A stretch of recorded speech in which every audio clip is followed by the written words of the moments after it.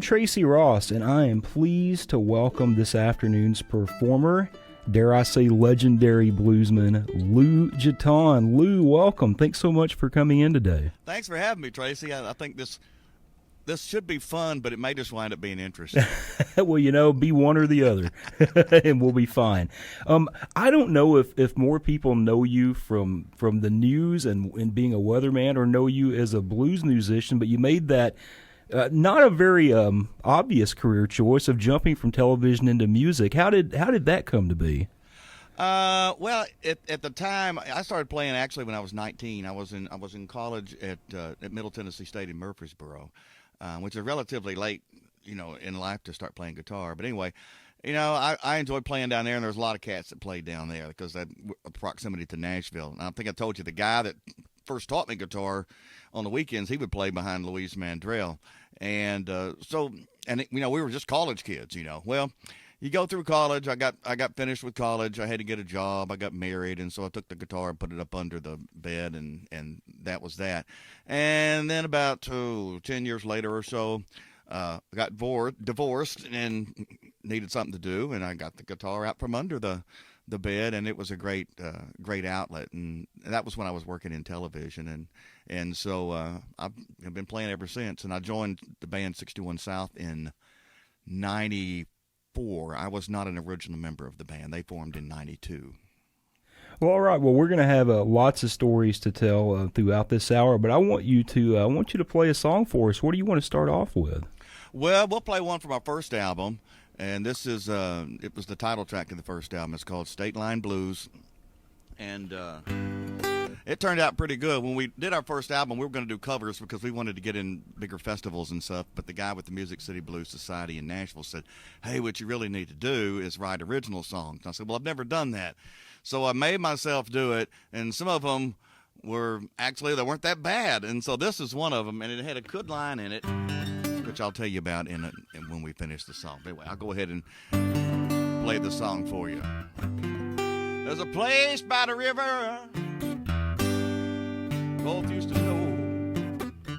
Music plays all night, and the whiskey surely flows. State of mind, oh, it's a state of mind on the straight line.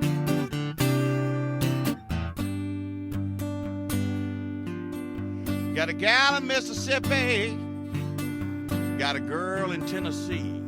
Lord, if they knew about each other, what would they think of me?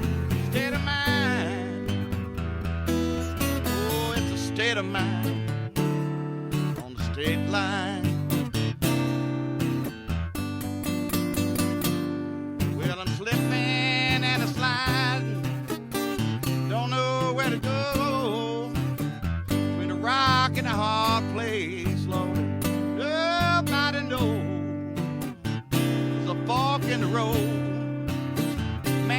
which way to go, standing on a state line in the middle of the road.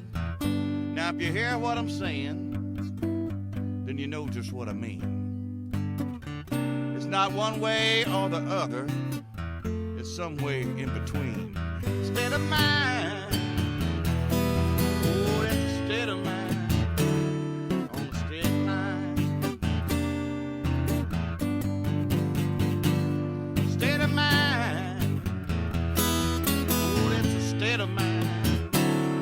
On a state line.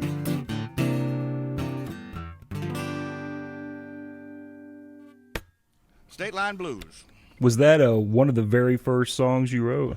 I don't remember back that far, Tracy. I think it was. Yeah, I guess it was.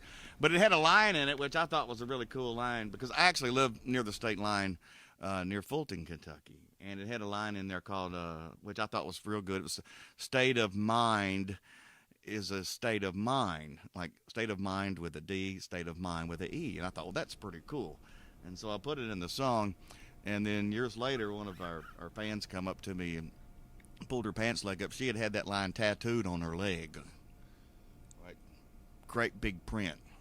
State of mind, state of mind. They said, what do you think about that? And I said, hell, I don't even like the song that much. Well, I guess you never know when you write something when it's going to be inked into someone else's body, do you? That's when you know that it really resonates, Tracy.